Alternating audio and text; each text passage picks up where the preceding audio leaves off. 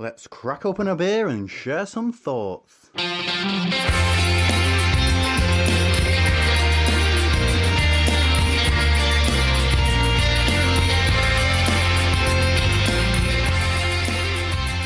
Welcome to Opinions, and we're back once again. And once again, we have got beer already in glass this week, haven't we, mate? We have. We've got a beer from Amity Brew Co. Zest Citrus Pilsner. But we're not drinking it alone, are we, Steve? We're not. We're actually joined by Russ Clarke, who is one of the co-founders of Amity Brew Co. Russ, welcome to Opinions. Hey guys, thanks for inviting me on. Thanks for joining us this evening. We're very much looking forward to enjoying your beers and talking to you about Amity as well. Should we tuck into the first beer then? Let's get into it straight away. Cheers. Cheers. Well, it's definitely got a bit of a lemony hit to it, hasn't it? Oh yeah, that's hitting the spot. Yeah. I mean, I'm not even sure I'd know it was a Pilsner if I didn't see it on the front of the can. I was being honest. I don't want to say what's about to come out of my mouth, and please don't be offended by this, Russ. It tastes like a shandy. It's really, really, really shandy-like. Yeah, it's got that more modern Radler quality to it. Yeah. Hasn't it? It is quite light. It is zesty. Like I said, the Pilsner quality of it, which is, sometimes that overt breadiness that I sometimes associate with the style, is either not really there or it's hidden. This, during that early part of lockdown, during the first bit of that, when we had really hot weather in like May and June, this would be it's super smashable now, but you can imagine this sitting out in the garden. Oh, yeah. It wouldn't have stood a chance. Steve comes back from his 100 miles on his bike ride. There's a couple of these going in about 5 minutes. if that. It's great to have you with us tonight, Russ, because we haven't had to really do any research about the beers. We've taken kind of a lazy approach, because we're just going to ask you to tell us about the beers. So tell us the story behind this one. Yeah, I think when it comes to Zest, we've kind of got two prongs to the story. One is that I've been foretelling the coming of the Radler probably for a few years now. So you've kind of bobbed it on there, I would say. Like, what we really wanted to aim for was an amped up Radler, a normal strength Radler. So rather than that kind of 2 to 3% that you would typically get with that kind of style, we wanted something that was still as smashable and as sessionable as a Radler, but still hit the spot when it came to actual substance as well. And again, totally right in terms of the time of year that this has come out. There's a bit of a circumstance around that and why we brewed it, as opposed to when we would probably look to brew it in the future, for example. So it's kind of been timed on its release more along the lines of like Oktoberfest, I'd say, more than anything this time around. But yeah, like basically this is our Brew Dog Collab Fest beer. So this is the beer that we brewed for Collab Fest, which will be upcoming and probably start hitting social media in the next week or two, basically.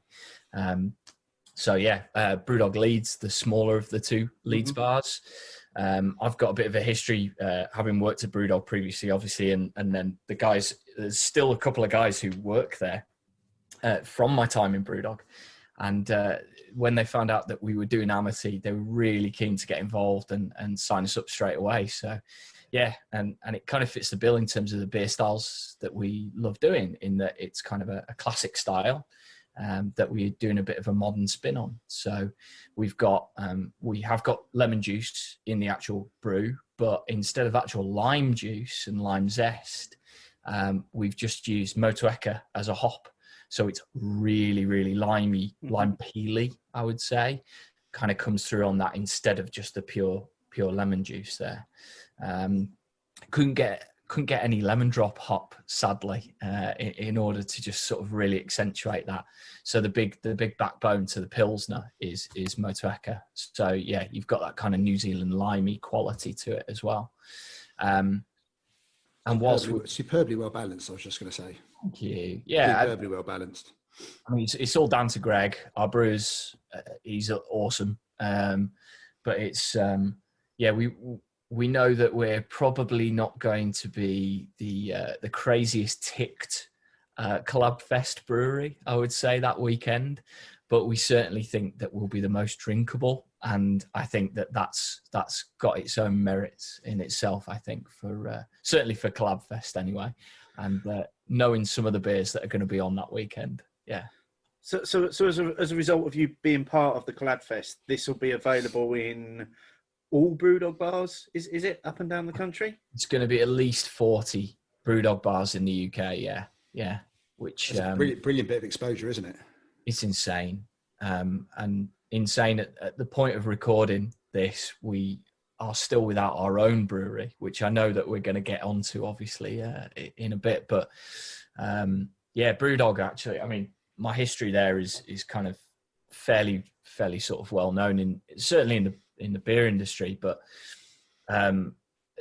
the beer buyer, Dan Muldoon, he contacted me out of the blue the weekend of launching Amity sort of publicly, and yeah, he got in touch and he said, right, okay, there's two things I want to talk to you about. One of which was kind of Collab Fest, and Brewdog Leeds sort of helped that conversation along. And then the other was the Up and Coming Festival. So that's the one where Brewdog bars showcase. Yeah, I think it's around about 10, 15 breweries from around the country who are all below a certain level of volume production on an annual basis.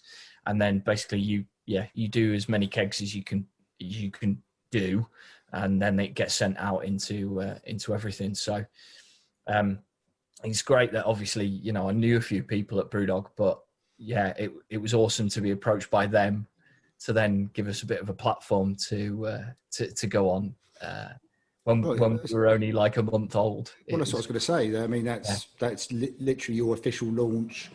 Yeah. They can't have tasted anything, I presume.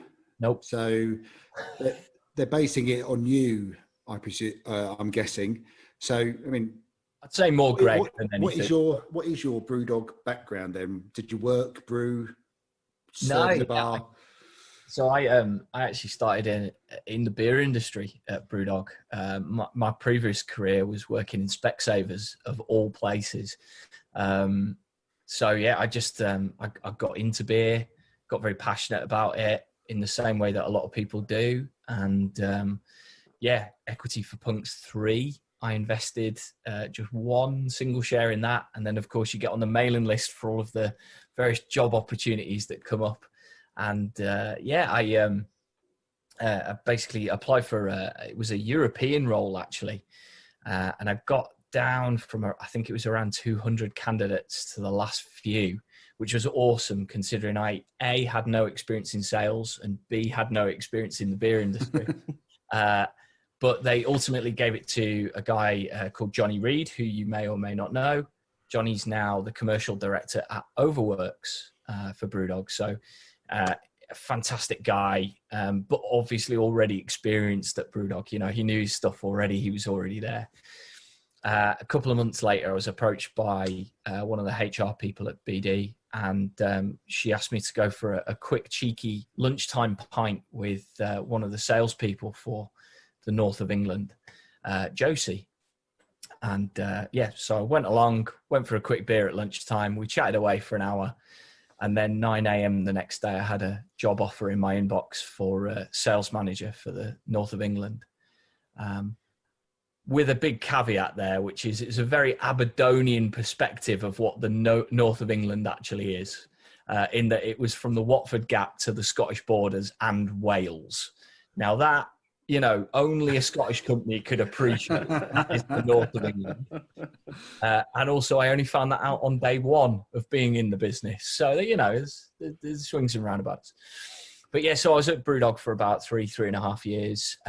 Worked in the sales team for an incredible period of time at Brewdog, where they were already big in terms of volume for UK craft beer, but they ramped up insanely. So UK production, the first year that I was there in sales, was 60,000 hectolitres of beer.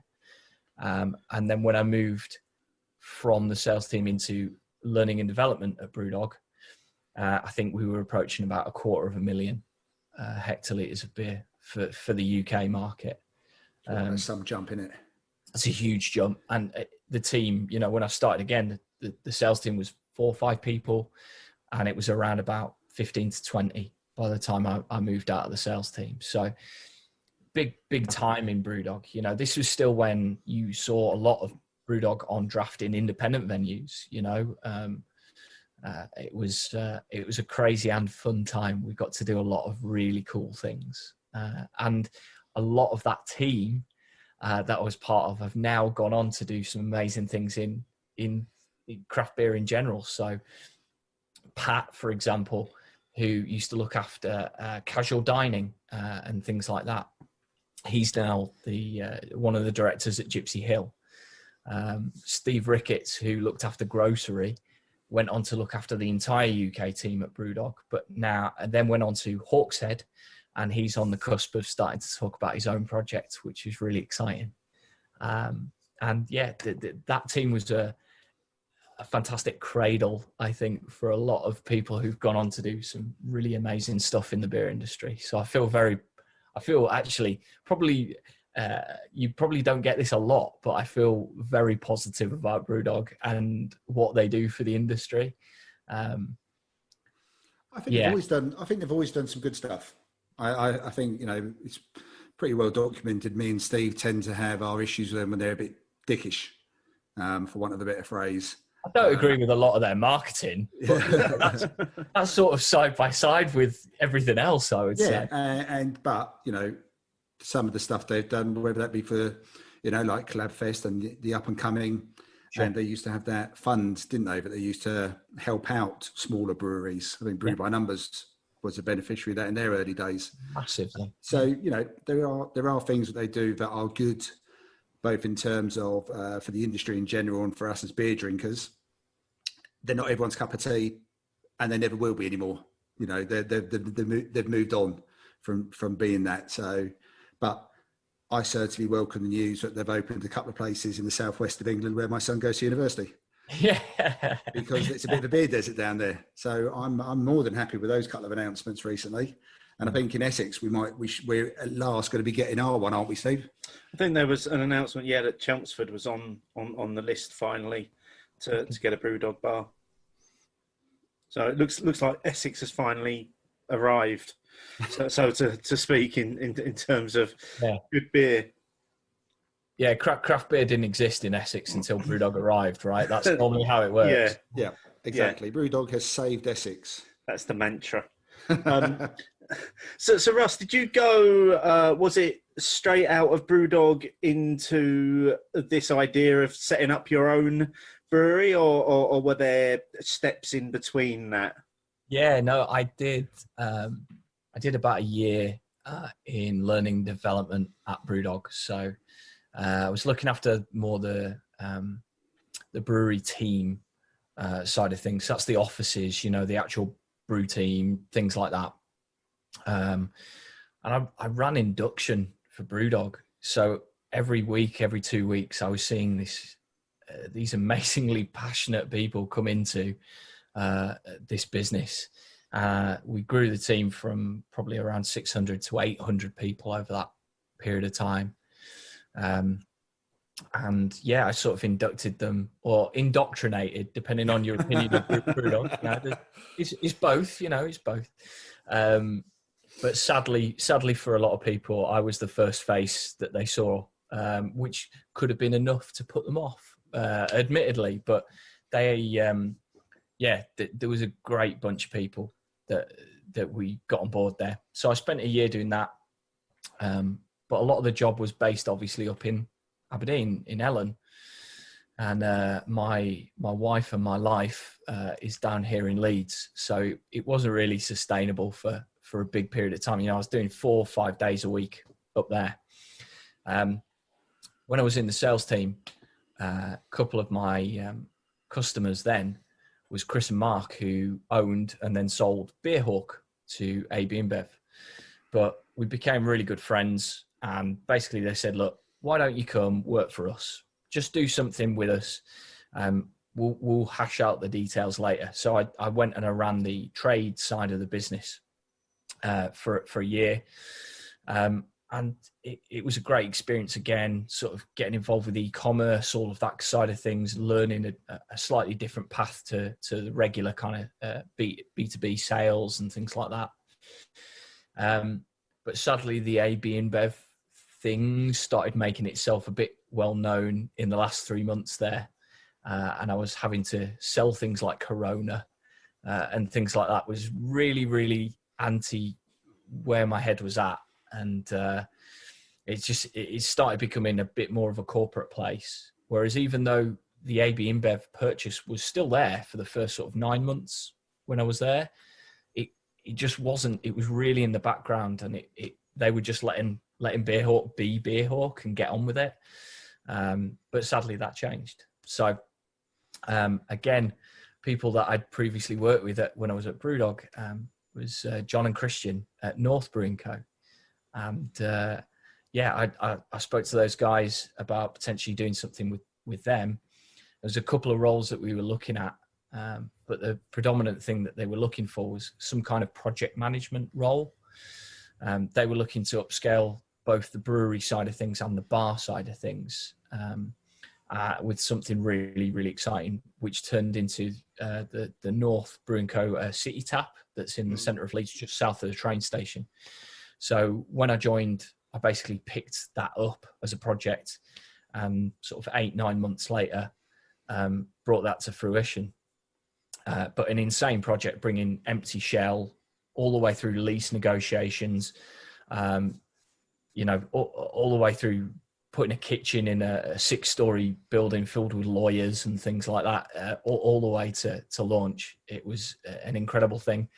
And then also the second thing I did there, which was refurbing North Bar itself. So the first refurbishment that bar had had in 22 years.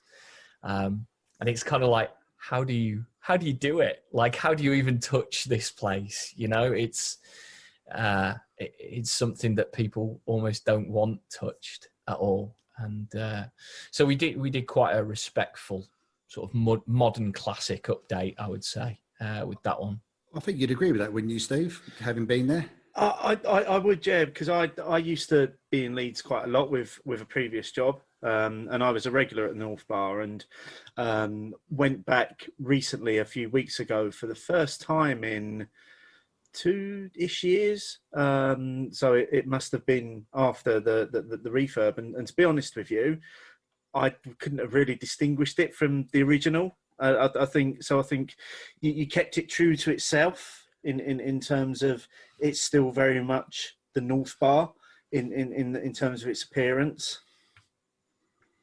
Yeah, we kept some of the really sort of key elements. So the photo booth is still there, right? And the fact that you can just rock up there and chill out and have a lovely time. It's not just about beer with North. That's the thing. It is about just good quality booze and chat and meeting people and, the ridiculous set of back bar spirits you will ever see. It's all of those are still there. So yeah, over the period of time at North, I definitely had a bit of an itch, started growing a bit of an idea of what it was that I wanted to go and do. But North is so intense because they're doing some amazing things and there's some great people there, and they're obviously on this huge route for expansion. They're about to sort of open their new brewery, I think, in the next month or so. And whilst you're there, you can't really get any headspace to think about your next thing and what it is that you want to do. And I realized that, I needed to kind of take a few months at least and sort of pull back a little bit and think about what I wanted to do. So I left in October last year and spent a couple of months sort of figuring out what it was that I wanted to do. And then sort of into proper business planning and funding and everything else mode for this year to get Amity off the ground. So yeah, it's been a real journey, but it's been awesome. So, which ultimately led you to effectively start a brewery roughly when the pandemic kicked in. Yeah. I mean, I'm nothing if not really well timed as ever. I mean, 'cause I remember when you started seeing the stuff on social media, and I was thinking, oh my God, because whatever business plan you were doing in October, Yeah. any business plan you were doing up until the end of February would have not included what the period of time we've entered into. It's incredible how few business plans probably did include the pandemic in them at the time. But yeah, I mean, the only knock-on effect that it had for our business plan, weirdly, is that it brought forward the launch by about 2 or 3 months.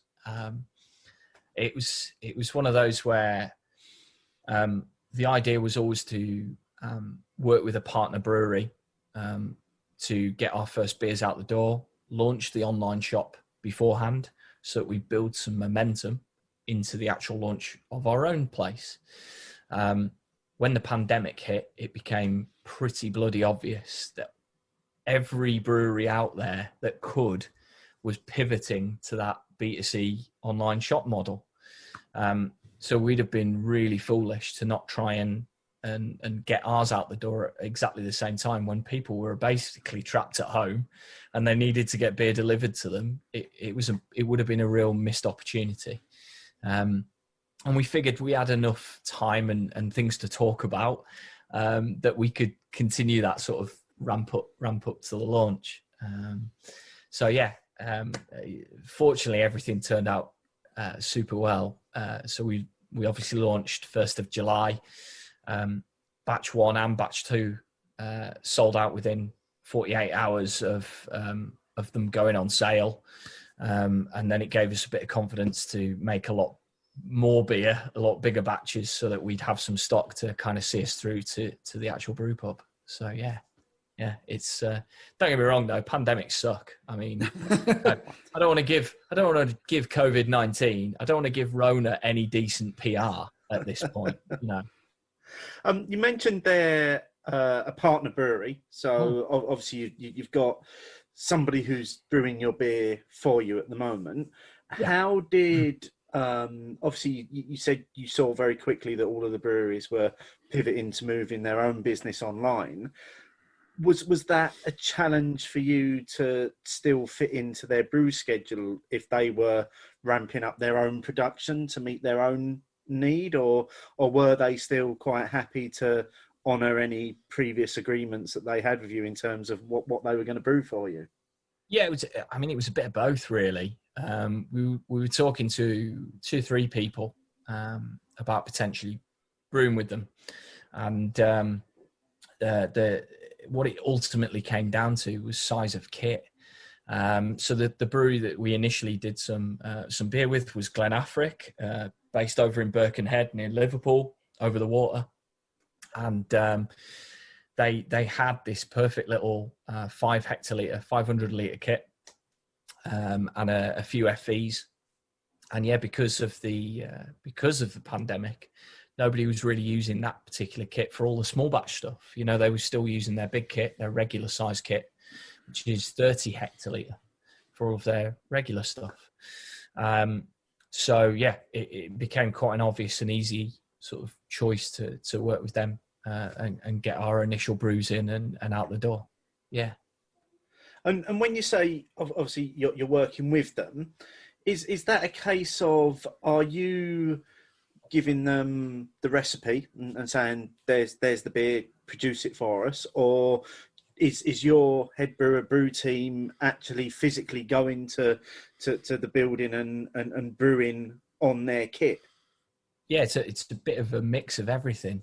I don't know whether it was fascinating seeing Hopinions, obviously, before the show, but it was a real interesting mix of a bit of cuckoo, a bit of contract, and maybe a bit of something in between, to be honest with you as well. So our brewer is Greg Swanson. So he and I met when I was at Brew Dog. So he was part of the brew team there. He'd also been brewing out in the States previous to coming and working back in Scotland.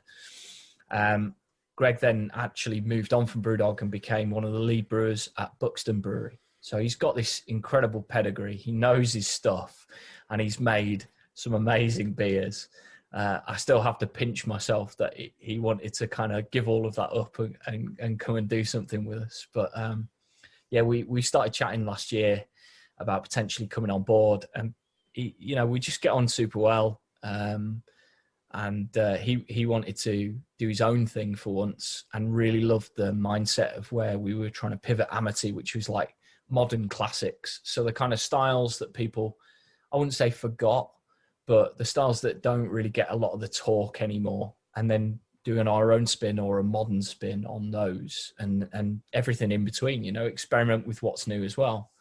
But I think one of the things that we were really keen to do when we were brewing with Glenafric was we did the brew days ourselves with their brewers on their kit. So that kind of puts you in the cuckoo brewing box, I suppose, more on that side of things.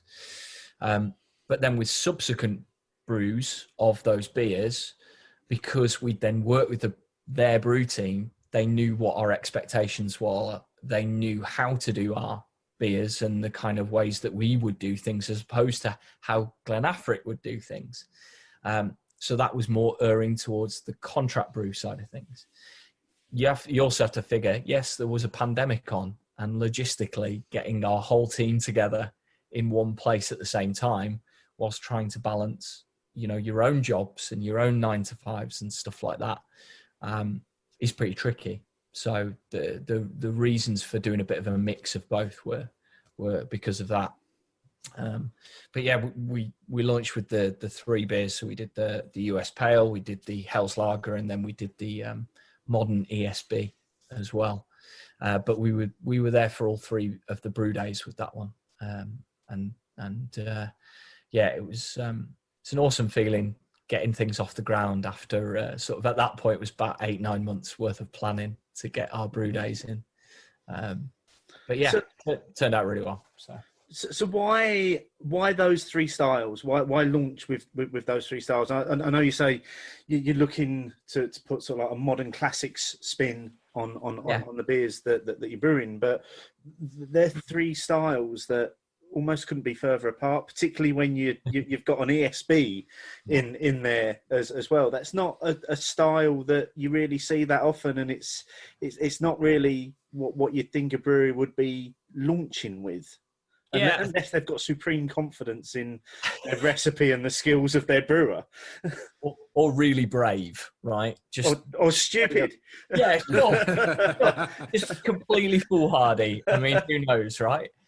No, I totally agree with you. I think the things that we looked back at our journey into beer, and some of the beers that really stand out for us are, for most people, Sierra Nevada Pale Ale, Augustina Hells, and certainly more for myself, Fuller's ESB. And they're these real pivot points in terms of they're beers that make you stop and think about what beer is, and you've never had something like that before. Sierra Nevada Pale Ale, ballads have been written about that beer. It's still one of those insane beers that is brewed so well and so consistently that it's one of the few beers that's, at this point, is it over 20 years old as a recipe? Yeah, because we talked about it as like we were talking about classics, weren't we, Steve? Yeah, it was Sierra Nevada. It was 90. It's actually 40 years old. It was 1980. Oh, there you go. It was first brewed. It's crazy when you think about it. And yet it's still in growth in the US. It's still in growth in the US. It doesn't make sense that is the case, but it's wonderful that is the case. And it's one of those beers, Punk as well, being one of those beers that, makes you stop and think. But Sierra, it's got that special place. You've got that amazing balance of that sweet malt and then piney, resinous kind of bitterness there. It's so classic. Augustine Hells, there's no way that anyone is ever going to beat Augustine Hells as a beer style. Like that needs to be said from right now. But I'd agree with that. I mean, it's ambitious. The not only the styles that Steve's quoted at the start, but your markers of those styles. Oh yeah, Sierra Nevada Pale Ale, yeah, Augustina Hells, and ESB. Most people will default to Fuller's ESB as their benchmark. absolutely. And Yeah, you know they're tough they're tough markers.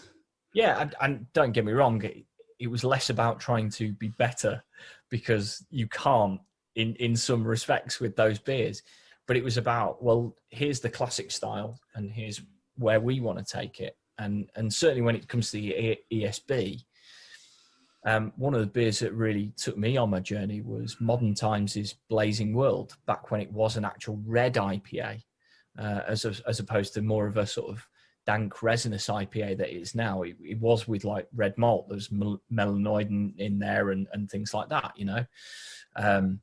It was much more a sort of 5 a.m. Saint, if you want to give it a Brewdog comparison, right? But we wanted something that had the modern characteristics of that kind of beer, but with Fuller's ESB. We wanted a true sort of extra special bitter style, because we also had to think about the kind of market that we're going into. You know, we're in West Yorkshire. We're in a suburban part of Leeds, and bitter is a very classic and well-loved style. So we wanted to basically give people something like that, but with our own modern spin. So it's going to bring people on a little bit, get them talking, and maybe educate people a little bit about how bitters can be, as opposed to the really trad styles that you've got out there. So that's kind of that. It was a bit of our I suppose flag in the ground about those. We wanted classic styles, but we wanted to do something really interesting with them, bring them on a touch. So. And what's the reception been like for them? You say, obviously, you know, your first 2 batches sold out. Great news. You know, we were fortunate enough because you sent us down some of those first beers as well. We tried those back on, I think it was episode 124 of Hopinions, and we absolutely loved them. I was me.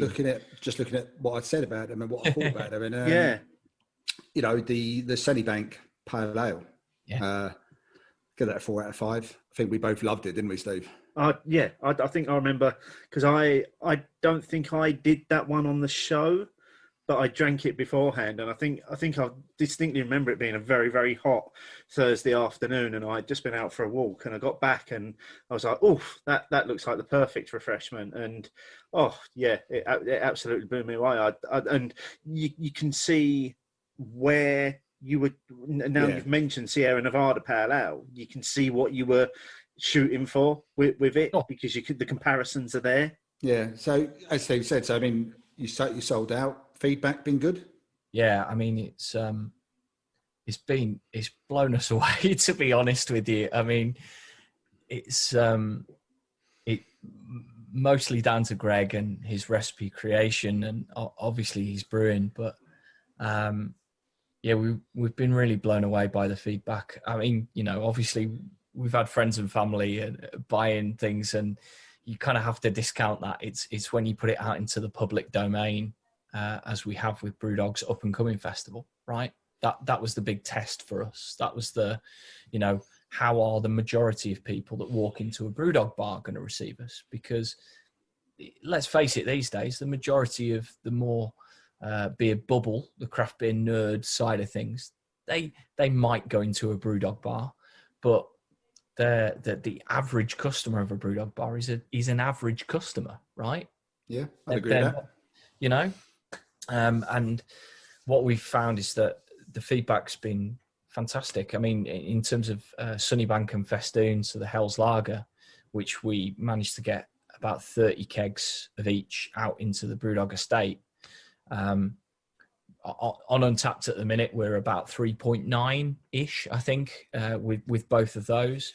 And as an average for a Hell's Lager, that's pretty astonishing. That's pretty good, yeah. I would say that's pretty astonishing. And for a US style pale ale that's not a juice bomb, that you can actually see a little bit through, again, pretty blown away with the kind of feedback that we've been getting there.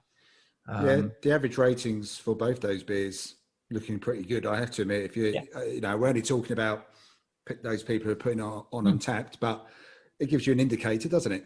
Yeah, I mean, it gives us some good feedback that we're maybe onto something, and that you don't have to churn out dipper after dipper after dipper in order to remain a good quality and relevant, perhaps. Who knows? You won't get any arguments from Steve and myself on that one. So those three beers, they're your core beers. They're what sit at the heart of Amity. That they will always be available. Yeah. And around that, you're now beginning to build seasonals, specials, beers that you just fancy brewing every now and again. So far it seems like when you started a brewery, you had a tick list of, I want my own versions of these beers. What else have you got up your sleeve in terms of what's coming next? Yeah, I think what's hilarious is that the tick list of I want my own version of X is about 30 beers long. So we've got a long time, we've got a long list of stuff to get through before we even start going, oh, right, okay, what should we do now? But no, I think what I want to sort of separate myself from is just doing homages to a particular beer, if that makes sense, and more sort of saying, we love this style of beer. What should we do with it? So, for example, one of the things we're talking about at the minute is, for example, Duval, right? I love Duval. I think it is one of the best beers on the planet, and I will literally fight anyone who says differently. Probably after a few 8.5%. You'll fight anyone. You get a bit fighty anyway, right? But we have, where the brew pub's going to be based in Farsley, there's a few people actually who have their own apiaries. So we're going to be getting like 500 meter away from the brewery. We're going to be getting local honey that we're going to then put into like a Belgian strong ale. So we'll do a honey saison of some kind, or a honey golden strong ale, things like that. There's beers that we really, really want to create without going too nuts. So there's big porters and stouts that we want to do. We've had friends of connections that we've made over the years. They've been offering us whiskey barrels for free, which has been amazing. So yeah, I mean, Bessy, which I know we're going to get to, our milk stout, there's going to be some barrel aged Bessy at some point in the future, which is going to be very fun. So, I'm already really, really excited for what you've still got to come. If everything you've mentioned there, I'm like, yeah. Give it. It's like you've read Steve's secret wish list. I don't know if it's that. Or is it more that actually what you've tapped into is what seems to be becoming a bit of a gap in the market in terms of everybody, and you've already mentioned it, everybody just wants to brew the next big double IPA or triple IPA, or as we've seen recently, we've now got quadruple IPAs. That's the thing, yeah. Everybody wants to brew the next big juice bomb. And that's where all the clamour and the FOMO and the hype is. And I just wonder if you've just sat back and gone, everybody's forgetting this bit here, which is just really, really tasty beer. And there's so many styles that sit within that people maybe aren't brewing because they're scared it's not going to tick the FOMO box and it's not going to sell. And I think it's great that you're saying, no, we're going to do a honey saison. We're going to do our own version of Duvel. And, we're not going to be ashamed to do that because that's what we want to do. I think this is where my sort of grounding, I would say, in Brew Dog sales team really comes to the fore, because I think what we know is that the craft beer industry in the UK is still under 10% of the total beer market, right? It's still just under, I would say. And the sort of people that want the double IPAs, the total juice bomb side of things, they're a percent of that as well. And I think what people need to understand is that your average beer drinker is still the person that will go to a bar and ask, what lager have you got? And is it Foster's or is it Carling? And I think what you need to understand is, not you personally, but I think what people do need to understand is that you need to educate people on why you should pay for something that is better, but maybe just slightly more expensive. And the average consumer is willing to pay more for a slightly better experience. But they don't want to be scared away by £8 for a half or something like that. It's that we had to be really, really conscious about the market we were going to be launching into, which is, you know, a northwest suburb of Leeds. And they have craft beer in various bars in this particular town. And so it's not like they're oblivious to it. But I also want your average drinker to come in and not feel intimidated by what we've got on offer. You know, we've got Hell's Lager. So if you like lager, it's going to be a bit like this. It's going to be a bit breadier. You'll get this kind of vibe with it, but it will be really similar to what you've experienced before, but it's brewed there.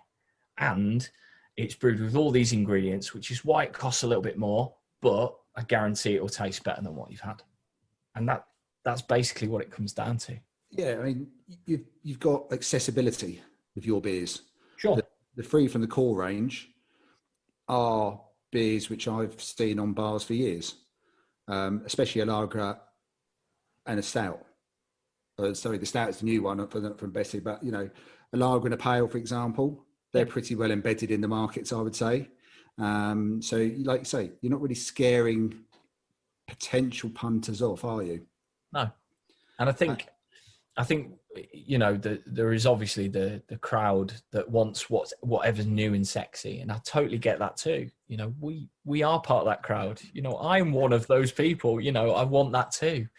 But we've also got to balance that with stuff that people come back to time and time again. And that's why most breweries, if you don't have a core range, have a core range. You need something for people to come back to time and time again.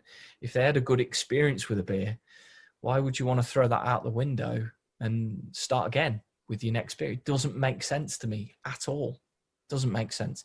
And even breweries that used to not do that, so Cloudwater, for example, they've realized that they do at least need to call the beer the same thing every time, regardless of whether they change it up very slightly with a hop profile or yeast or how they do things. They're still calling something a light lager or a light pale every time, even if the beer contents themselves do slightly change or get tweaked or something like that. And I think that's no bad thing. I think that's a good way to do things, actually, because it's still going to be the same beer, but it will hopefully improve with quality over time and improve in direction as well. You'll get no argument from me on whether a brewery should have a core range, because I definitely sit on the side of the fence that I think a core range is vital to a brewery's output, because as you said, if I find a beer from a brewery that I enjoy, I want to be able to go back to that time and time again. I don't want to have to wait for the next revolution around the sun for that beer to become available again, because I enjoyed it. So yeah, give me a core range, but then, and you know what? Win me over with your core range as well. Prove to me you can make delicious beers over and over again, and then do your specials, do your seasonals, because you've got the trust in me from having a solid core range. Absolutely. Yeah, definitely wouldn't disagree with either of your sentiments there about the core range. You know, even people like, we've spoken about it before, even people like the Colonel, you know, they do have a core range. It's just that the beer has a different hop profile, maybe a slightly different alcohol percentage, but they still have pale ale, India pale ale, dry Irish stout, etc. Yeah. I would agree. And as a business, I can't imagine, unless you've got incredibly deep pockets, why you wouldn't want to get that core range out there and nailed, and people getting into it again. Oh, okay, I wonder what else they do. That's it. That's all you want.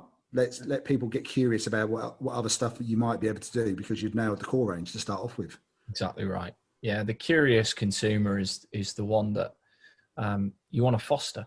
You want those people in your bar, but you need something for people that aren't, you know, that want a pint of ale week in, week out. The one thing that I'm a little bit scared about is the fact that our pale's 6%. So we're going to have a lot of people on the floor, but you know, it's kind of, you know, swings and roundabouts with that. They'll get used to it. Yeah, sure. they'll build up some form of resistance, right? Yeah. The more of it you drink. Russ, that's been really fascinating talking to you about your journey and starting the brewery and launching. And we haven't even got on to kind of what's coming next for you folks, because you're about to, you've just recently signed on a premises. But we'll come on to that, and the only reason I'm saying we're going to come on to that is because my glass is empty, and I need another beer. But just some final thoughts on the Zest Citrus Pilsner. For me, it was what I said at the beginning. It is kind of that shandy Radler territory, and it's just, you get the lemon and lime in it. You get a lovely dry, crisp finish as a result of that, and it's just a beer that on a hot day you could just sit back and drink that all day long and just enjoy every single pint of it. Martin, similar thoughts to that, I'm guessing? Yeah, and I thought the Radler was a really good shout, Steve. It's definitely got that lightness of the Radler. Comes in at a nice percentage. Yeah, I mean, I've made this first bit of the recording, but that was a stretch. I didn't even try. I just sat here and drank it while I was listening. You absolutely smashed it within seconds. I saw you. Yeah. Well, I was that, and I was just sitting back listening to you talking about your list of 30 beers that you want to recreate. I'm most looking forward to seeing what's going to come of that. Let's move on to the second beer this evening. The second beer this evening, again from Amity. This is Waterpistol. And this is a juicy pale ale coming in at 4.6%. So while we're decanting this into our glasses, Russ, tell us a little bit about this beer. Yeah, it's our first stab at a juicy pale, to be honest with you. We didn't want to go down the sort of totally opaque yellow ditch water side of things. We wanted something that was really drinkable. I think one of the things we mentioned in the previous one, you wanting something that was very approachable, and actually I totally agree with that. I think approachability and drinkability is probably the two most important things for anything that we do. We wanted something that still had a bit of a malt base, so you've got that kind of residual malt sweetness, but again, when we looked at hops, the kind of hops that we really love are still that kind of Australasian, New Zealand style hops. So again, we're looking at Motueka on there. We've got Nelson Sauvin in there as well. And then we go back to the US for a bit of Simcoe as well on the dry hop. So we wanted a little bit of citrus vibe to kind of carry it through. So it's juicy, but it's not verdant juicy, because again, that can be a bit too much for a lot of people. You know, sometimes you get that presented as kind of green onion, or, you know, a bit too grassy, a bit too chlorophyllic. And some people don't really get on with that. So we wanted something that harks to a juicy pale rather than getting too crazy. So Waterpistol, and it's 4.6%, right? So again, pints of this are achievable. And you know, you're not going to sort of have a pint and then go, don't think I could manage another one of those. You might go back for another, and that's okay. It's allowed to have two of the same beer, which again is something our industry probably needs to realize. But you know, what's your thinking, Steve, of this one? Yeah, I think it's soft. It's kind of stone fruit soft in terms of some of the flavors that are going on in there. There's some hints of tropical notes. There is a bit of dryness going on the finish, but it doesn't finish too sweet or too cloying. It's a very, very clean finish, and it's a finish that makes you want to go back in for another sip. What about you, mate? Yeah, I completely agree. I mean, it's definitely got plenty of fruit going on, whether that be on the aroma or on the palate, bit of a dry finish. It puts me in mind of some of the hazy pale ales that I've been buying from Beer Hop recently from the west coast of America, where they've gone, yes, this is our version of haze, but it's truly hazy rather than murky and soupy. And that's definitely where my preferences lie as well. I think the drinkability of this, although certainly first impressions, I mean, even maybe more drinkable than the citrus Pilsner, to be honest. Yeah. I mean, the soft quality of this almost feels like a different water profile with the softness of it. I think would easily make it a smashable beer in your upcoming brewery bar tap room that's coming up. So while me and Steve sit back and quite frankly just drink this, why don't you tell us about that? Yeah, it's been, I mean, that's the other side of the journey. Yeah. It's not just sort of launching a brand. The other part to the plan was launching a brew pub. And that was my other partner in crime, Rich. He and I met when I was at Beer Hawk, and he was looking after the B2B side of the business, and then also looking after beer buying by the end of his tenure there. And we became fast friends because very much in the same vein, he was into beer in the same way that all three of us here are, right? And we originally sort of said, oh, wouldn't it be great if we did our own little bottle shop in this kind of area, and it would be really fun, really cool, and really interesting. And I sort of approached him back end of October, as I said last year, and I just said, bottle shop's not scary enough. I think we need to open our own brewery. And he just sat back, just paused for a minute, and he was like, I'm in, let's do it. Let's go crazy. So the plan evolved into a brew pub. And one of the reasons for that is that I think brewery taps in the UK, and this is not speaking for all brewery taps in the UK, this is speaking for the majority of brewery taps in the UK, are cold, clinical, warehouse environments, and they do not lend themselves to the industry which we're in, which is essentially hospitality. We need to be hospitable towards people. And it's something that I think the Belgian brewing tradition gets really right, in that they're very customer-led, they're warm, they're cozy environments. Maybe not very modern, but they are very, welcoming places. Whereas brewery taps here in the UK are either a railway arch or a steel-roofed warehouse of some variety. Again, not speaking for all of them, but for the majority. And I thought that there was a better path to doing it. And I thought that was along the sort of US-style brew pub, where beer is brewed then and there on site. You can watch that happen, but you can also have a really lovely, long or short, casual experience by being there and enjoying a few beers at the same time. What sort of because I'm at a cross between either like the old Firkin pubs or what Stone Berlin was. Sure, yeah. Whereabouts? Where's your vision? Well, I wish I had the money that Stone Berlin had. Had being the word. Yeah. No, I think if you think that the building in which we're going to be based is a place in northwest Leeds in Farsley. It's called Sunnybank Mills. It's a centuries old textile mill complex. So on the outside, it's beautiful big sandstone mill building. On the inside, there's a mixture of red brick and sandstone as well. with lots of amazing wooden sort of big oak beams and things like that.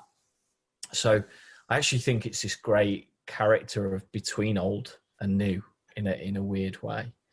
And we've got this beautiful L-shaped space that's called festoon rooms. So you've already got 2 of our beer names right there. And it's on 2 levels. So the upper level is going to be where the bar is. And you'll have this beautiful window glazed space that looks down into the brew space on the lower level. Our kit is going to be a 10 hectoliter brew kit with a few FEs just to get us going, get us started. And then they share a cold store / cellar. So it means that once we've kegged and we've canned, we literally wheel it directly into this huge cold store cellar and then hook it up. So it's instantly cold, it's instantly fresh, and it's going to be on tap immediately. So there's a reason to come see us. There's a reason to come and, get a few cans at the end of your stay and so on and so forth. It sounds like it will become a place to visit. How accessible, like where you are in that part of outside Leeds? Yeah. How accessible is that by when we can safely use public transport in any sort of en masse in the future? How accessible is it? Yeah, it's not too bad. I mean, driving wise, it's pretty much just off the ring road in Leeds. Public transport wise, there's at least 2 or 3 buses actually that go from the centre of Leeds to Farsley. And the nearest train station is New Pudsey, and it's about a 15-minute walk from there. So it's not crazy in terms of that. And what's happening at the minute, our landlords, I've never really dealt with landlords like these guys because it's a family-owned mill complex, and they're just putting £2 million worth of renovation into the mills and the surrounding area. They're creating 100 new car parking spaces, including some electric car charging points, which is pretty cool. And then some event space as well that's going to have like markets and trading events and things like that. And that's where our beer garden, our sort of patio area, is going to look out on too as well. So yeah, it's an absolutely astonishing space. They realise that Farsley is such a quaint. I don't know. Quaint makes it sound weird, but it's such a fantastic little community. In that there is only really one chain in the town at all, and it's a co-op. So I don't even know if a co-op counts as a chain really, but it's not a Tesco, is it? No. But it's quite famous actually, Farsley, for having one of the few Greg's that shut, because everyone started just using the independent bakers and coffee shops and things like that. So Greg's pulled out of Farsley, which always makes me laugh. So the community is very independent minded. It's very, sort of community minded.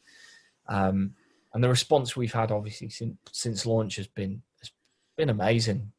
We really, really can't wait to get started. So what's been brilliant today, we've actually had day 1 of our brewery floor going down today, which is really fun.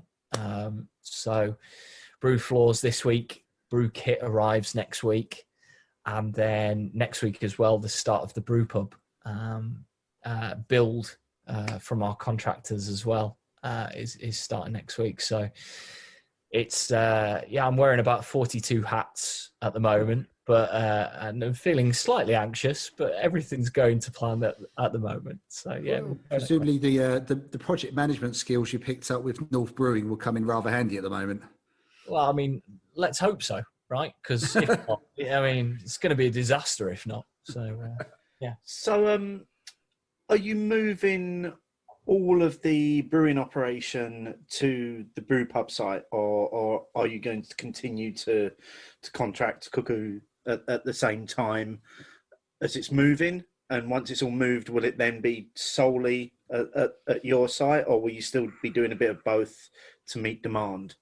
Yeah, no, the plan is that we will move everything on site at that point.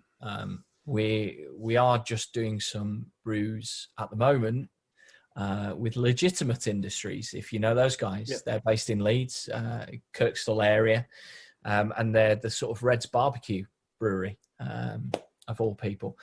I've known Alex for a little while, and there's a guy called Sean who is at Brew Dog, and he introed me to those guys.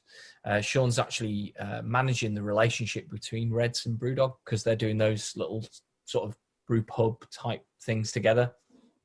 And basically they're helping us to stock up for the brew pub launch. So obviously with the kit going in next week, it's still going to be at least 3 weeks before we get any beer out of that, right? So we're still at the moment tracking for soft launches at the end of November. So it would mean that in order to have adequate beer supply for that, we need some beer from elsewhere. So Legitimate are helping us out with that. It's great that you're getting to kind of almost not finally, because you've only been going for a few months, but it's nice to see that fairly quickly the ambition is to bring it all to the one site. And even when you mentioned there that, you know, you're looking at soft launch at the end of November, which as we record is only a month away. Yeah. I've seen brewery tap rooms take years to come to fruition. But you're doing it in 4 weeks. You're keen to get this thing up and running, aren't you? Yeah, I think 4 weeks is fine. I think 4 weeks is fine. Originally we were pushing for 3, so 4 is long. No, I think I'm working with a really good team. I think that's what it comes down to. The people that I worked with when I was at North is a company called Design Tonic, and the guys that own that is Amanda and Joe, and we've become fast friends. I've worked with them now for 2-3 years, and they really believed in what we were doing. They've put their amazing team on this particular job as well. And to be honest, it's not the craziest build in the world. You know, it really is putting together a cold store and, you know, a bar and things like that. It isn't that difficult to put together. The best thing is going to be the viewing platform into the brewery, and it's going to make everything come together, I think. It sounds absolutely awesome. Yeah, I can't wait to show you guys. I really can't. Your invites for the soft launch are obviously going to be there, but like, I'm really excited to show everybody what it is that's been in my head for the past year or two, you know, in terms of sort of bringing it all together. And I think the key thing for me as well is trying to show the UK market that a brew pub is something that is a little bit more, I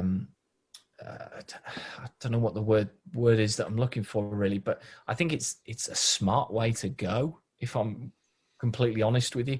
There's obviously, as a brew house and kitchen, right? They're quite reasonably big chain. But their beer, is it different from site to site, or is it similar, or is it good from site to site? You know, what is it that you're trying to experience? The key thing for us was that we loved the community that we were going into. We really wanted to engage, and we really wanted to stand for that as well. You know, we want partnerships with the venues that are in this town. Like, there's an incredible pizza place in Farsley called Grumpy's. It's run by a couple of sisters, and it's probably my favourite pizza in Leeds, I'll be honest. It's sourdough pizza. It's absolutely incredible. And it's like, well, why don't we do a beer together that's, you know, sourdough? You know, you've got all this excess waste. Why don't we do something together, you know? The people in the actual community are very locally minded, and we're keen to support everybody else in the same way that we're hoping that they're going to support us as well. So it sounds really exciting, and I do, and I'm sure Martin will echo this as well. Actually, wish you the best of luck with it. I think we'll need it. Don't get me wrong. Like, yeah, you know. You've certainly hit the ground running with obviously your first beer releases. you know, you've successfully launched a brewery during a global pandemic. I've no doubt in my mind that the brew pub will be an absolute success for you as well. So it can't get any worse, can it? I mean, that's true. Yeah, but no, good luck with it, and we'll be following from a distance for now until we can get to visit.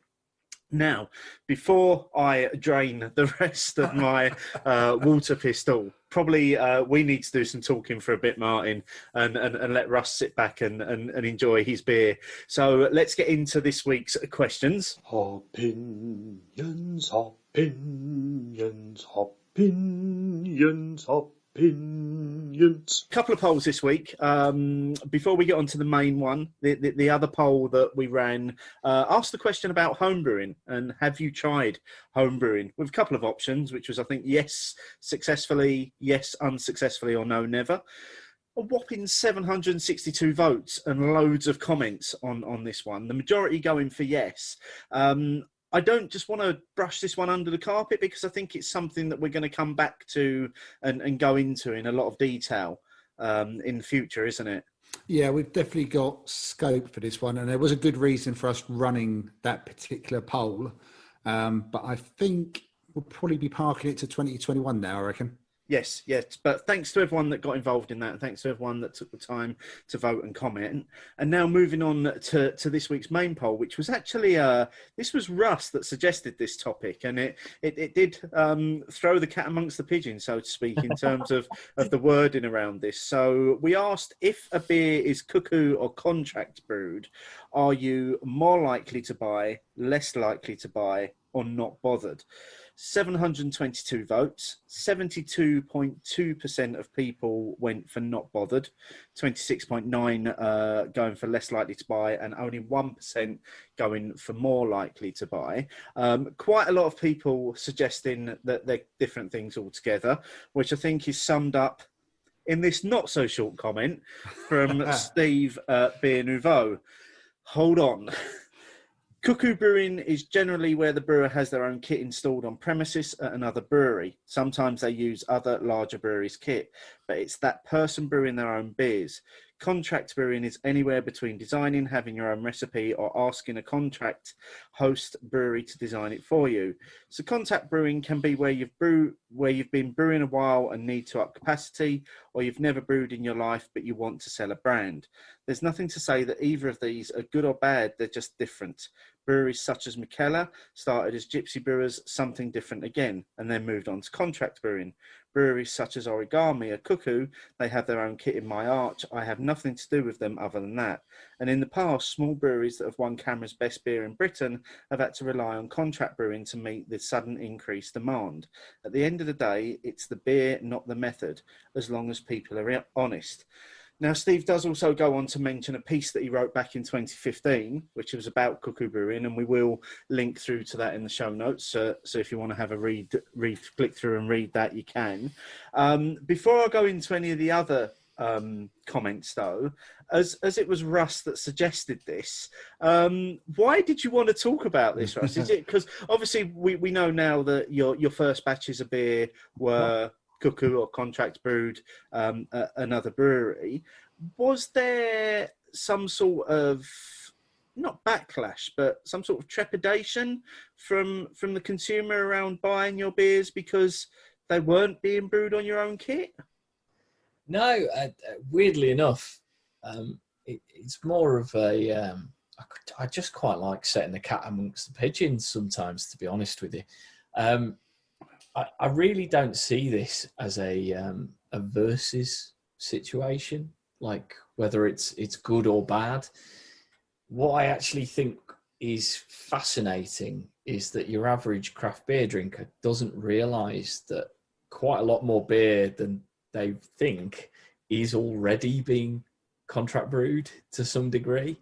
There are a lot of breweries out there that are contract brewing. And admittedly, most of that is just down to capacity.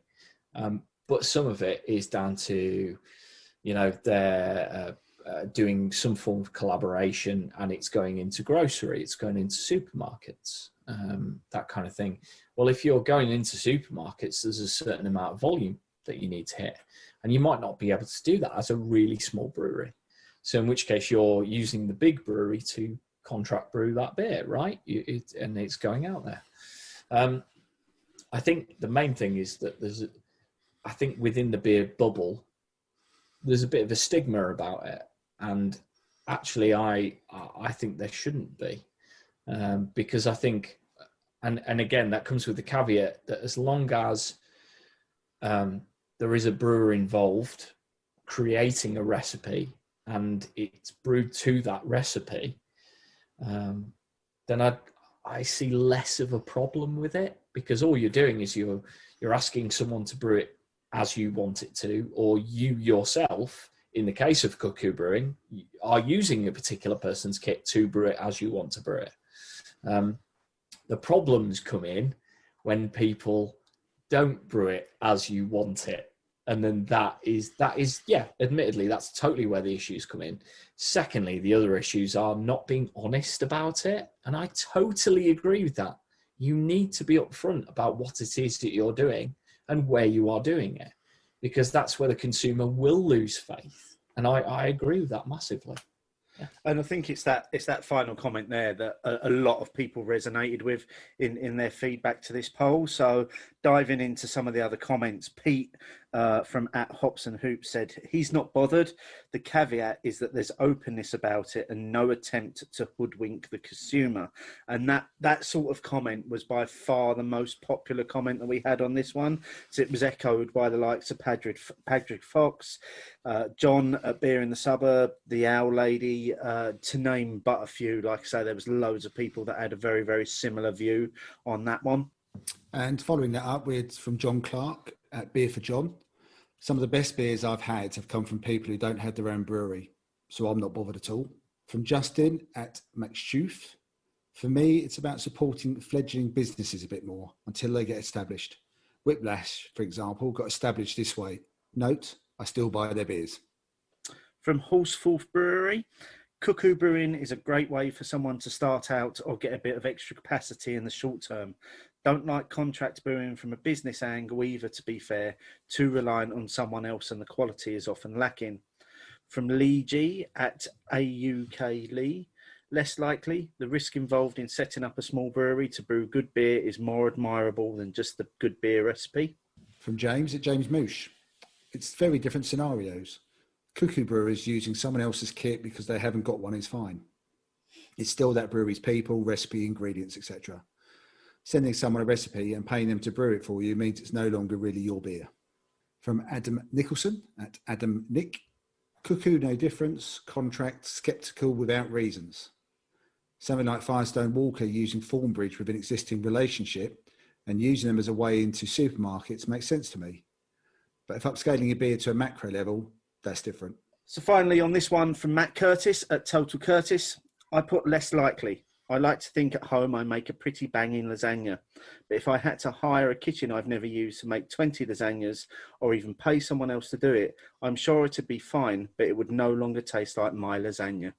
I think it's a really good point, but obviously now that Matt's moved up north, he's now going to be doing the Manchester Scotch egg thing, isn't he, instead of lasagnas? Yes, yeah. But I think the point remains the same. It's that you know you've got this recipe which you know and love and have created, and if you're suddenly handing it over to somebody else to make more of that recipe, you've got to have absolute faith in their abilities to do that, haven't you? Yeah, I think that's true. I mean, where do you sit, Steve, on this one? You know what? I'm in the not bothered camp. With the caveat that a lot of people said, as long as it's honest. You know, I want to see maybe on the can to say that it was brewed in this location. I think, you know, one of the most prominent breweries in the UK that are have always contract brewed over here is Yeasty Boys, isn't it? They've brewed at a number of other breweries, and their beers have always tasted the same from brewery to brewery that they've used. You know, in the short time that I've known of, I think they've brewed at least 3 venues. Yeah. And made pretty major ones. I mean, they even didn't they use Brew Dog, didn't they, Russ? In At early one point. days, yeah, early days of coming over here. It was all done at BD. Yeah, but that never stopped me from buying and enjoying their beers. And until Russ asked the question, I would never have known that you didn't have your own brewery at the beginning. but I suppose therein lies the issue, right? Because if you'd have found out after the fact and I'd not told you, how would you have felt? Can I go? Go, yeah. Please, yeah. Wouldn't give a monkeys, and I still don't. That's interesting. I think you're in the minority, though, Mark. Oh, I am. I'm not even bothered about the honest bit. Yeah. What's the beer in my glass like? So, beer number 5 from Amity, I'm enjoying out of 5. You could write a long spiel on the back about your plans, where the other brewery is, and then the beer could be shit. Great, you've been honest with me, but you've put a bit of shit quality in my glass. Yeah, sure. I do still like those beers that come with the provenance, and the obvious one, say Guinness. Most people in a lot of the world get their Guinness from Guinness in Dublin. And I think people love that about it. Like, they love the fact that it comes from there. Equally, Shepherd Neame managed to make Sam Adams Boston Lager taste absolutely dreadful. Someone from Sam Adams should at some point come over to the UK and try it for sure, because it's a different beast to the one in Boston. But this particular question about the cuckoo brewing and the contract brewing, I can see you've got it on your cans where you've brewed. That's all well and good, but I don't know anything about that brewery anyway. Sure. So, yeah, for me, as long as it comes out good in the glass, then that's always my primary concern. The story behind it will enhance it, but if it's rubbish, it won't enhance it. So it still has to be a good quality product in my book. So that's where I sit. It's almost like the are you an independent brewer question, because if they're turning out good beer, it will only enhance the experience as long as you care about that value in general, right? Yes. It's pretty much the same thing. Yeah. There was one comment that made me laugh out loud, and you'll have to forgive me that I didn't note down who it was, but there was someone, and I think it was tongue in cheek, but they said, you can always taste the contract. And that just made, I really loved it. It made me laugh for a very long time. It was really good. I don't remember seeing that one, I have to admit. That was cracking. Yeah. No, I saw that one, and I thought I'm not sure I'm going to put that one in. It's a bit too much, too negative. I think it was tongue in cheek. It might not be, but it still made me laugh. So, well, if their experience is Samuel Adams Boston Lager, then they're bang on. Yeah. In fact, the underlying contract might taste better. Or Brooklyn via Carlsberg, right? I mean, you get proper US brewed Brooklyn, and it's fantastic. And the stuff that Carlsberg are doing, it's not awesome. It's not. No, I think that's when but I know about it. But again, if we go back to one of your earlier comments when you're talking about sales and stuff, the average punter probably doesn't a lot of the time. Nope. More so with foods, they do. But with beer, I think the average consumer isn't that bothered about provenance unless they happen to be in that brewery tap room, that brew pub, in which case 9 times out of 10, 99 times 100, whatever you're drinking tastes better. Yeah. If you're in the environment where you can see it. You're looking for a fairly engaged customer at that point anyway. Yeah. Right? So, but it's a good question. It did get a lot of people talking. Yeah. Certainly with us, it helped us get off the ground. We couldn't have done what we did without contract brewing of some variety, cuckoo brewing, contract brewing, But, as ever, a number of votes and comments. Thank you very much to everyone.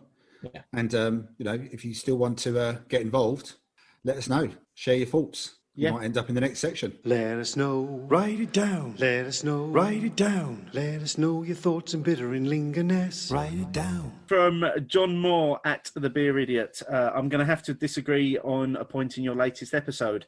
I think grapefruit Jaipur would actually be pretty nice. I'll tell you what, John, we're just going to agree to disagree on that one, because I couldn't think of anything worse than grapefruit Jaipur. Oh, I don't know, Sriracha. Yeah, Sabro. From Simon Dewhurst at Simo Sloth. Great show, guys. Have found my shovel and dug myself a giant hole after my 2 hours comment. I promise you are two people I can listen to for that long. I'm now going to listen to 4 shows back to back to teach myself a lesson. I've got to say, good on Simon. He got a bit of a dig in the last show from us. He got a little bit of abuse, but he's taken it on the chin, and he's ridden it well. So well done, Simon. I hope you're still enjoying the longer shows. Yeah, the penance you've given yourself. Yeah. From H Yardley 33. Great podcast as always. After listening, I moved my Colonel Imperial Brown Stout from my beer fridge in the garage to the house fridge. Hope you enjoyed it. From Ian Hay at II Hay. Enjoyed the Beer Points podcast. A really good one, even though it's disappointingly short. Joking aside, I'm absolutely loving the new, tightly focused format. Production quality is truly excellent. Mind you, I hope the end of year show is nice and long with plenty of Steve's spreadsheets. I can probably promise that, actually. Yeah, we can guarantee that, can't we, Steve? Yes, I do love a spreadsheet. I'm excited for that one. From Michael at Mick McGroarty. Awesome show today, chaps. Very interesting discussion on people's relationship between beer and exercise. And then just following up on both Michael and Ian's comments, your boy Rob Edwards. I agree completely. Each section moves smoothly into the next. From Johnny Beerboy at Johnny Beerboy.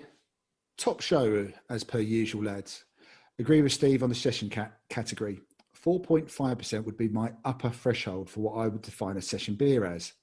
My old man always considered a true session beer was sub 4%.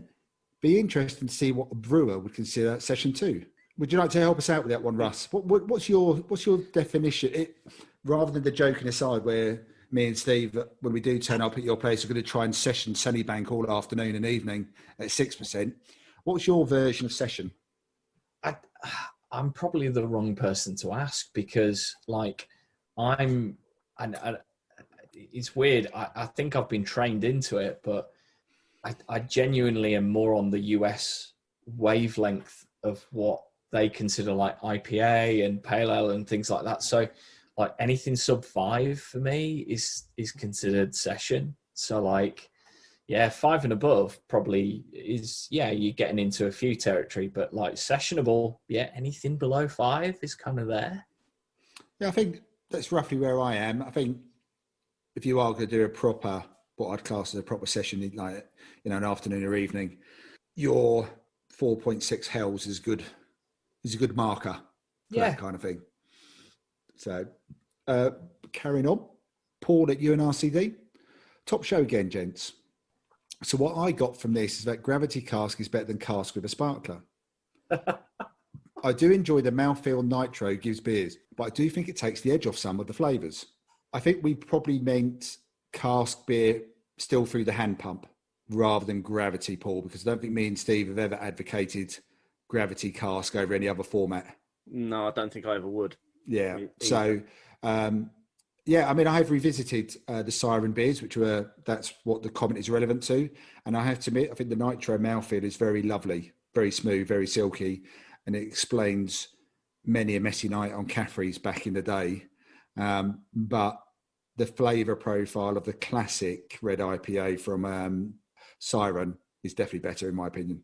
Yeah, I've revisited as well, and I'd agree. I preferred the non-nitro version. It just had more flavour going on in it, and more to its overall feel and its finish. Whereas the nitro version was just smooth and very drinkable. Yeah.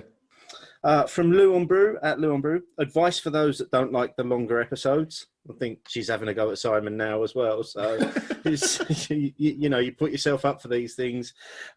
Listen at a faster speed. I listen to all my podcasts at 1.2 times speed, but you can do up to 3 times faster. Also, the skip silence option cuts out dead air. Some good advice there. I've just recently started listening to podcasts on 1.2 speed, and it's an absolute revelation. 1.2 is, I think, for me, it's as high as I want to go before it starts getting a bit more comical. Yeah.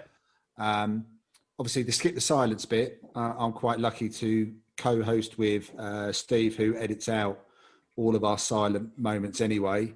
But I sincerely hope that Simon is not listening to his 4 back-to-back shows on free. Okay? Yeah. That's not a penance if you're doing that. Yeah. Do your punishment properly, Simon. Yeah. 1.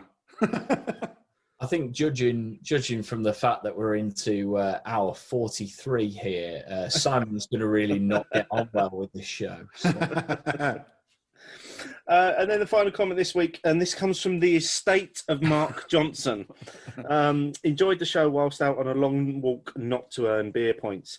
I wouldn't get too hung up on the show length, as a fortnightly longer shows are always fine with me. Interested to hear how things are going down there under new restrictions on the next show. I'm not sure that's something we're going to talk about tonight, but we're definitely going to probably get into it on the next show, aren't we, mate? Yeah, although maybe a bit of a spoiler. There was no beery adventures to talk about today. No. So we couldn't really talk about the new restrictions anyway.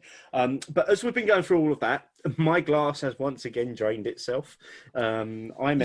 You still got a glass with a hole in the bottom, Steve. I know. I've got to get that fixed. I really enjoyed the Waterpistol. It was just really easy to drink. As I said at the beginning, you got some nice tropical stone fruit notes going on in there. Bit of a dry finish. Just really, really easy. Yeah, I found the fruity flavours actually built. Sometimes when you drink a beer like this, the fruity flavours become a bit more mellow and muted because you've got used to it. I was just still getting waves of that tropical fruit notes coming through. And I really do think that soft mouthfeel to it was absolutely spot on for what you're trying to do. But yeah, still got a little bit of dryness at the back end as well. Just a little bit of wheat in there as well. Is it? To build that mouthfeel, just a tiny bit of wheat. Well, I thought it worked really well. And again, it's another one that I think, using the word sessionability and accessibility, and if you were trying to do what you said earlier about moving someone away from maybe one type of drink to another one, sure, it's not a massive leap. It's a step rather than a leap. Yeah. And I think, again, really good. I preferred it slightly more than the citrus Pilsner, I think. But we're only talking, if we're talking Untapped, a 0.25 difference, which I now need to remember when I check these in. Yeah. We'll be watching. We'll be watching, yeah. Which brings us nicely on to the final beer this evening. So this is Bessy, and this is your milk stout. So why, once again, Martin and I open this and get it into our glasses. You can tell us all about it, Russ. Yeah, so Bessy is our 5% milk stout. It's one of those where, again, we looked at the kind of beers that we really loved, especially in this kind of domain. Like Jet Black Heart, for example, is an astonishing beer, whether it's nitro or not. And what's Thornbridge's milk stout called? God, I really wish I could remember things like that. But yes, the classic beers that we really liked, and we wanted to do our own sort of lower ABV version, because I know Thornbridge's big one is Cocoa Wonderland. Yeah, that's like 7 or 8%, something like that, something nuts like that.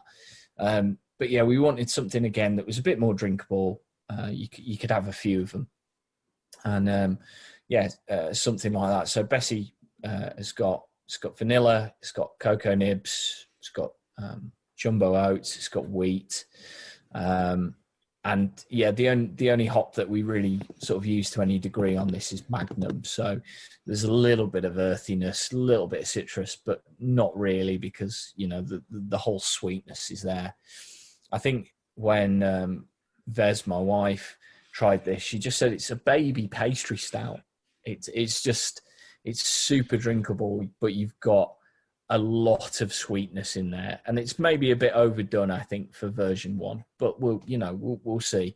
The reaction's been really, really positive to it, but yeah, I think the sweetness is maybe just a touch over this time around. So yeah, I'm not sure I'm going to agree with you. Yeah, I mean, I'm glad I'm doing it last. Yeah, but it's a milk stout. I'm expecting a bit of residual sweetness to come out in it. I think if it was, what did your wife call it? Like a baby pastry stout? Baby pastry stout, yeah. I think it's a really good descriptor because you haven't got that massive, thick mouthfeel either, which I think makes it quite light and seems to somehow offset a bit of the sweetness because it's not cloying to the inside of your mouth all the time. It's not viscous in any way. No. It's a little bit. It's more ale-y in consistency than I'd say stouty. So, yeah. Steve? Yeah, the sweetness for me, it's there, but it's balanced. It's this lovely chocolate vanilla thing going on in the middle, but then that does give way to a lovely light roastedness on the finish. It's quite dry on the finish, and again coming back to that baby pastry stout, but the thing that it's missing, which is a good thing, is it hasn't got that big cloyingly sweet mouth coating finish. It just goes down lovely, and at 5%, I think I'm gonna steal something that you said earlier, Russ, which is pints are achievable on this one. Well, with all of your beers, Yeah, they are all designed 100% to be like pints are achievable. That should almost be your slogan, mate. It's that should be achievable. Yeah, I'll put that on the back wall. of your t-shirt. I'll put that on the wall. I like it.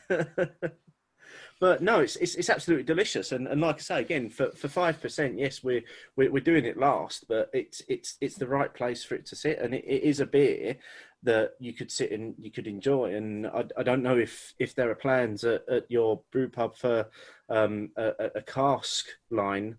This as a cask beer. Oh, I was about to ask that. We that couldn't even ask velvety that. smoothness. Are you going to be doing cask, or are you only going to be, or are you keg? So we're a bit worried about this. No, we're gonna be keg only to start with. We are looking at cask as kind of odd specials and things like that. So I would agree with Steve. I think out of the 6 beers we've now tried between us, this is, especially with the mouthfeel of it as well. You describe it as like an ale mouthfeel. This is a cask beer waiting to happen. Yep. Absolutely. This and the ESB. Get that ESB on cask for a sparkler. Yeah, it's good. I laughed earlier when you were talking about gravity keg, and it's funny because 2 of the best lager experiences that I've had in the past year have been through gravity keg. So, for example, Braybrook and Don Zoco doing gravity keg, both a venue in Leeds and a festival quite recently, and they've both been absolutely astonishing in terms of not just taste but also sort of mouthfeel as well. And I actually think like getting a really small little pin that we could do a gravity keg with something like Bessy or the ESB Red Lane. I think that's the way to go rather than anything. Let's get into this week's questions. Questions fill my head. So first up this week from Johnny Beerboy at Johnny Beerboy. Do people think there is a lack of sessionable beers available in craft bars and pubs nowadays? I love my local craft bars, but sometimes I go in and there's nothing below 5% on draft. Let me direct you to a new bar opening up in West Yorkshire where you'll find a lot of beers below 5%. I was actually thinking about this. I think there are times when that can be the case. Yeah, I know certainly when me and Michelle were in Barcelona last year as part of the honeymoon cruise, and we went to Beer Cab, which was an awesome venue, and I was loving it because as much as they do have a few nice beers on the ship, I had suddenly 20 taps to choose from. I don't even know there was anything below 6%. So bearing in mind we're in Barcelona. It's about 3:00 in the afternoon and it is still rather hot. There's probably only so many extra strong beers you should be drinking before you think, Oh yeah, I do have to get that bus back to the ship at some point. So Michelle definitely commented at the time, but there weren't that many beers she actually wanted to have, because again, even going with the smaller pours, she'd get part of the way through, then I'd be finishing off. Yes, a bonus for me, but it didn't mean I was drinking 1.5 to 2 drinks to her one. So I definitely think it can happen. And I think it happens in pubs sometimes as well, but you can have this very, maybe a very bland couple of cask, and then they go massive on their fridge or their taps and stuff. Sometimes I'm quite happy to have modern beers, but they don't have to be 8% plus. What do you reckon, Steve? Yeah, I'd agree. It's kind of that trend again, isn't it? Leaning towards the big hype FOMO beers, and obviously a lot of venues need to keep up with that, don't they? They essentially need to keep up with the Joneses and make sure they've got the latest releases on. And yeah, there have been times where I've walked into a bar and you've looked at the board and there's literally the only offering below 8% is maybe the house craft lager, and you're like, well, I don't want to drink that all night long. I want to have a range of beers to try without having to drink everything over 8% every time. And I just think, I suppose from my point of view, I would like to see venues having a range of ABVs from way down at maybe your table beer sort of level, and then everything in between and up to your big impy stouts at the other end. Yeah, and I think it's something which is achievable even if you've got a small bar. But if we're talking about slightly bigger bars, I think someone who does that really well is Craft Beer Co. I think they have a very good range of ABVs, starting from the lower to the very ridiculous. I've never had to think about that side of it when I've gone there. So yeah, I think it's a really good question. I think, correct me if I'm wrong, Russ, but is it only your Sunnybank which is over the 5% at the moment? Yeah, at the moment. Yeah, we do actually have a double IPA in tank at the moment, because it's not like we don't love the style or anything. But yeah, we've recently collabed with Full Circle as well, for a slightly higher ABV IPA. Wouldn't know if I'd class it as a double, but yeah. We're not adverse to high ABV beers. It's more about that we wanted things that people could just drink, to be honest with you. I think when you talk about high ABV beers being pretty much the dominant thing on the bar, I think that is a craft beer bar, if I'm totally honest with you. Because if you walk into your average pub or an average bar, restaurant, whatever it is, if they have some form of craft offering, it generally won't be the 8-9% stuff. It'll be a fairly medium range kind of thing. Yeah, although this question did make me think about my experience in America a couple of years ago on the train from Boston to New York, where I was able to get Dogfish Head Imperial 120-minute IPA on the train at 10 o'clock in the morning. That would have been a great train. It was, because I did buy it just because it was there, because I could. Of course would. But yeah, that you wouldn't expect to see that on definitely not on my local trains anyway. Not a 9%. The only 9% you're getting is a 250 milliliter bottle of wine, which you probably won't enjoy anyway. The other question this week is from All Owl the Beer, at All Owl the Beer. Stress for bars is high right now, but is the lone drinker more unwelcome for taking up valuable space? And I think that's a great sort of observation of current times as well, is that obviously in the new world of having to pre-book space at venues, and you can only go either with your household or with 6 people or not at all, dependent on which tier you find yourself in. As a lone drinker, are you taking up a table that potentially could be serving 5 or 6 people? It's a tough one. Because you and I, Steve, are now in tier 2 in Essex. So we can't drink together indoors at the same table. I would like to think not, because you are still a paying customer. But I have to admit, there's been one time where the first table I was shown to definitely it would make me look like a bit of a spare part. And I did ask them, I said, "Are you sure this is the table you want me to be at?" Because I felt like I was going to take up valuable space. And they said, no, it's no problem. Maybe it's the time of day or the day of the week I was in there. But so I think maybe it's a little bit mindful there. I don't think you want to take a table which easily sits 4 people and you put your bag on one, your coat on another bit, and literally spread yourself out. That may not be the best thing to do at the moment. But hopefully most venues are sensible with where they place people, if they are placing people, and they welcome the customer regardless. So any business is good business right now, yeah? I would say so. I would say so. But it's a good question, though. Yeah, and great questions this week. And once again, folks, just keep the questions coming. Use the hashtag opinions, and we'll make sure to cover them. I've almost finished my beer again. And mine's just looks like he's just thrown these all over the table. Well, yeah, because you just said you finished your beer again. So I said I've almost finished my beer again. Not that I have finished my beer. I almost did try to wear mine.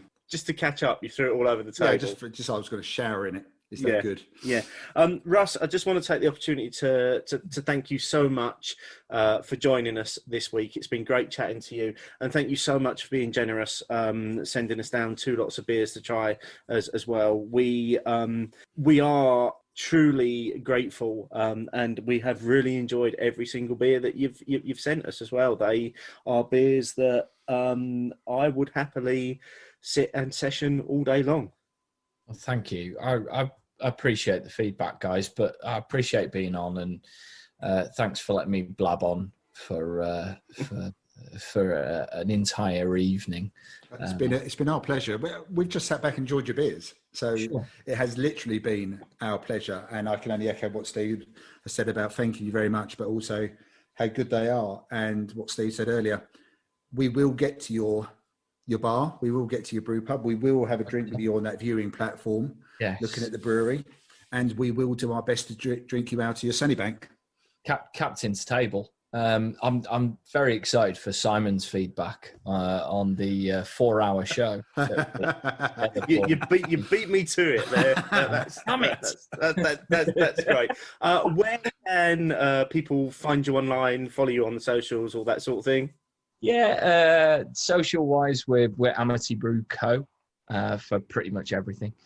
And then if you fancy taking the chance and ordering some beer from us, Amity Brew Co should get you to the main website, and the shop's nice and easily linked there.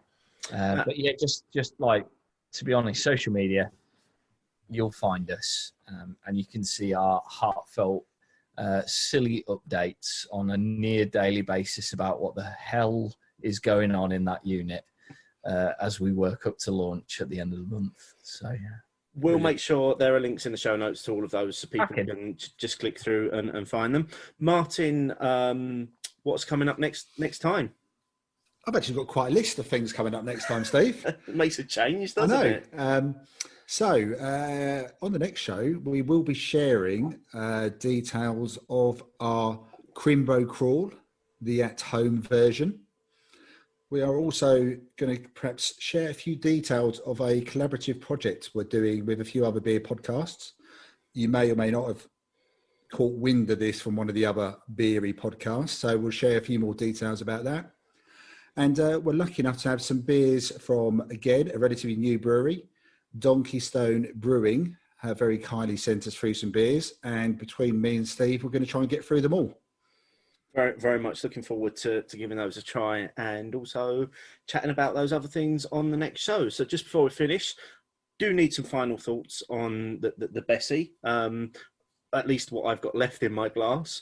I still don't think it's overly sweet. I think the sweetness is perfectly balanced. You get the chocolate, you get the vanilla, but there you do then get this lovely dry roasted finish, and it all just works really, really well for me. The sweetness starts to balance out the more you drink it anyway as well. So unlike the earlier beer where I said the juice carried on coming, the sweetness, I've adjusted to it halfway through the can. Well, more than halfway through the can as it happens, but it's mellowed out very nicely. It's one which I could easily go back for that sparkler cask pour. I think it's a really, really good quality beer, really enjoyable. Love the name of it, Bessy, although it's slightly different spelling. It is a very good Doctor Who reference. That was the name of the car from the third Doctor's incarnation in the 70s. We went for because of the milk nature of the milk stout. We went with Bessy's queen of all cows is Bessy. So yeah, we went with a slightly weirder. I don't know. I think a few people think my one would be a bit weird. I think yours is perfectly normal. I think everyone's going to get your reference. Mine is out there. So yeah. I think this sentence is one that I'm never going to say again, but interesting to finish this week's show on references to both Doctor Who and cattle in the same discussion. It's been an absolute pleasure. Russ, thank you so much for joining us again.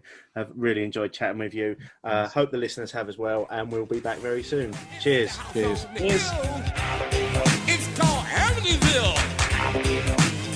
House on the hill. Amityville.